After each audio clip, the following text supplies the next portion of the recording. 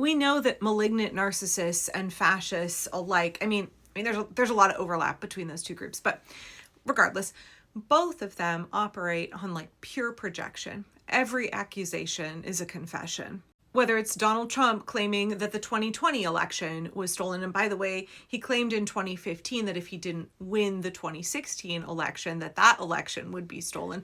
And now we're running up into the midterms in 2026 where he full on intends to steal the election. If you don't think that Donald Trump is Stephen Miller are desperately going to pull out all of the stops to try to prevent duly elected officials from taking their seats in Congress after the midterms, may I suggest getting involved ASAP in your local grassroots organizing, because we have an awful lot to do to defend the integrity of elections in the 2026 midterms, to make sure that everybody gets to cast their vote as is their right and civic duty as an American citizen, to make sure that those votes are counted and not thrown out, to make sure that the correct results are certified, and then to make sure that the officials who were duly elected are seated in their offices. The fascist Republicans and Donald Trump are attacking that on all levels. So hey, y'all, be aware, that's a thing. And we need to be organizing immediately to stop it. Anyway, okay, every accusation is a confession. You mean like how Donald Trump said that it's a whole cabal of Democrats in the Epstein files? Right? Every accusation is a confession, like how they try to claim that Democrats are domestic terrorists when actually immigrations and customs enforcement are the domestic terrorists. They try to claim that Democrats are stoking political violence when we're out like asking people to sign petitions and feeding our neighbors and protesting in tutus and frog suits with like signs. And they carried out an insurrection on the United States Capitol when they're stoking political violence at every turn, especially right now. Every accusation is a confession, like how they claim that immigrants are violent criminals and a threat to Americans when really it's DHS and the lawless band of violent goons that Donald Trump has weaponized as his own paramilitary. How he's turned customs agents into heavily armed assassins, murdering Americans in the street, and then trying to claim that ICU nurses are the actual assassins. Every accusation is a confession. Every accusation is a confession from a narcissist. So when I saw what Donald Trump had to say about Representative Ilhan Omar, she probably had herself sprayed knowing her. She probably had herself sprayed knowing her. Every accusation is a confession. Sure makes you wonder, don't it? Okay, but let's listen to what Representative Omar had to say about being attacked by a man who tried to spray substance on her.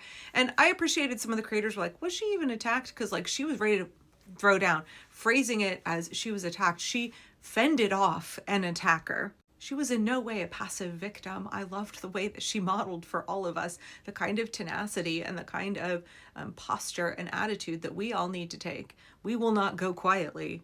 I mentioned the president's response where he told ABC News just a few hours after this happened, she probably had herself sprayed knowing her. Before you respond, I do want to remind everyone that when President Trump was nearly assassinated, you responded and said, we must condemn acts of violence and pray for the victims, make calmness and decency prevail. And you said it was sad to hear the tragedy that had occurred. What went through your mind when you heard the president's response last night? Well, the difference between the president and I is that I was raised to be a decent human being, and my faith teaches me to have compassion. And he lacks both of those things. And that right there was a demonstration of the kind of woman who makes a fragile narcissist like Donald Trump absolutely enraged. There's a reason he's been attacking her on Twitter for months and months and months. She is everything he could never be, and he knows it. Now, it is important to note here that several members of Congress, including Republicans, spoke out against this attack on their colleague. According to The Hill, Missouri Republican Mark Alford condemned the attack, calling it, quote, plain wrong.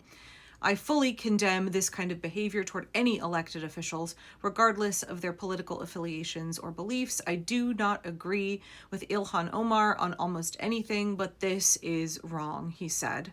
Even Republican rage baiter Nancy Mace had to condemn this attack, saying on Twitter, "I am deeply disturbed to learn that Rep. Ilhan Omar was attacked at a town hall today. Regardless of how vehemently I disagree with her rhetoric, and I do, no elected official should face physical attacks. This is not who we are." Except, Nancy Mace, it kind of is who you are, because you have stoked political violence and you have backed and supported Donald Trump consistently. Right? With a fragile narcissist, everything is a cope and everything is a projection, especially one like Donald Trump, who is cognitively impaired. He's sundowning all the time and thus is far more disinhibited. He has far less impulse control. You see more of the nasty, right? He's much less able to suppress it. His loathing, his disdain for women, powerful, competent, well-spoken women, that's nothing new, but it's becoming more obvious, right? He's been calling journalists names for the last several months. He's been attacking Ilhan Omar on Twitter for months and months and months, or Truth Social, whatever, his failing social media platform. So when a journalist asked him to, reply to this attack, to give some kind of response, the fact that he said, "I don't think about her," when he clearly does, like all of the time. Why are you posting about her on Truth Social all of the time if you don't think about her? But then he said, "I think she's a fraud.